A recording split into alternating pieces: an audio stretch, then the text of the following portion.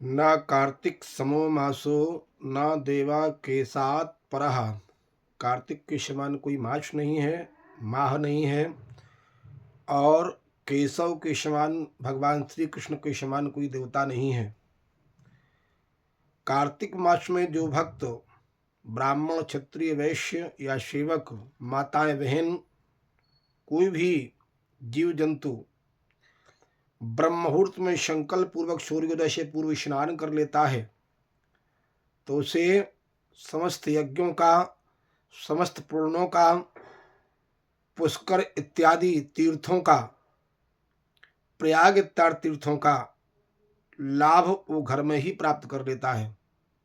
इसलिए कार्तिक का बड़ा पुनीत वर्णन है, बड़ी अनंत महिमा है। इसलिए जो माताएं, बहनें, जो भक्तजन कार्तिक के पुण्य माह में स्नान कर रहे हैं नियम पूर्वक भगवत कृपा प्राप्त करने के लिए, समस्त संकटों को दूर करने के लिए, तो उनको सूर्योदय के पूर्व स्नान कर लेना चाहिए। भले वो घर में ही हों, उनके पास कोई समुद्रगामिनी नदी ना हो, गंगा का तट ना हो, यमुना का तट ना हो, सरयू का तट ना हो, तो घर में ही जो भी तीर्थ का जल है उस तीर्थ में माता गंगा का ध्यान करते हुए, समस्त तीर्थों का ध्यान करते हुए, और ब्रह्म मुहूर्त वेला में लगभग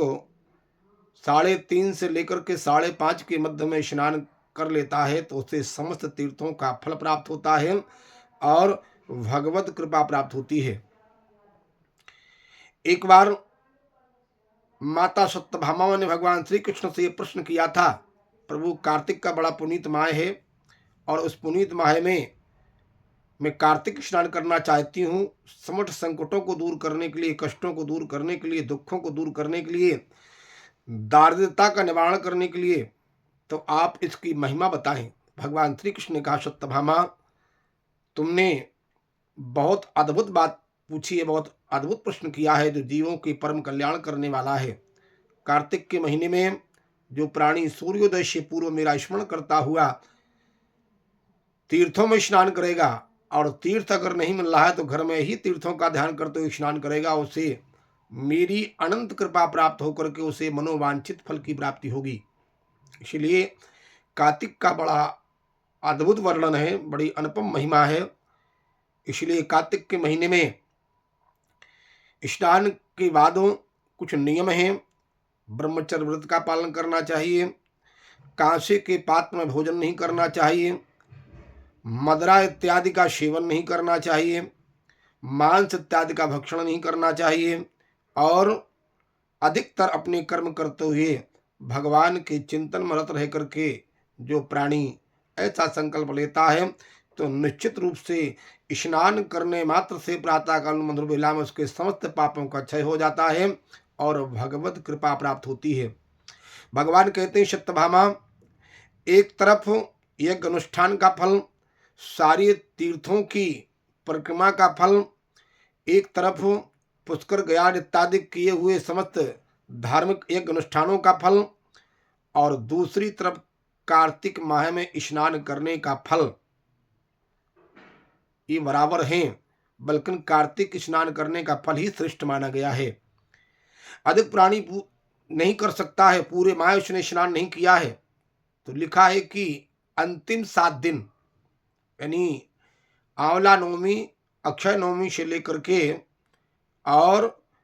देव दिवाली यानी कार्तिक पूर्णिमा तक ही ब्रह्म मुहूर्त में जो स्नान कर लेता है तो उसे भगवान की अनंत कृपा प्राप्त होती है और उसके समस्त संकट दूर हो जाते हैं, समस्त रोगों का निवारण हो जाता है, और अंत में उसे भगवान की अनंत कृपा प्राप्त होकर के उस घर में वैभव, लक्ष्मी, धन धान की समृद्धि हो करके और भगवान के वैकुंठ धाम की कृपा प्राप्त होती है। इसलिए कार्तिक महीने की भक्तों अनंत महिमा है। आप लोग इसका लाभ अवश्य उठाएं। जो पूरे महीने में स्नान नहीं कर पा रहे हैं वो केवल मात्र 7 दिन, नवमी, दशमी, एकादशी, द्वादशी, त्रयोदशी, चतुर्दशी और पूर्णमासी ब्रह्म मुहूर्त में उठ करके स्नान करें। अगर आपके यहाँ कोई सागर गामनी नदी है, गंगा इत्यादि का तट है, तो बहुत ही महत्वपूर्ण आप परम सौभाग्यशाली हैं। अगर नहीं है तो घर में ही गंगे यमुने चाहिए गोदावरी सरस्वती नर्मदे सिंधु कावेरी जले संदनम कुरु, ऐसा ध्यान करते हुए मंत्र का पाठ करते हुए आप घर में ही स्नान कर लें तो आपको समस्त तीर्थों का फल आपके घर में ही प्राप्त होगा। ये भगवान का वचन है। जय श्री कृष्णा, जय श्री राधे।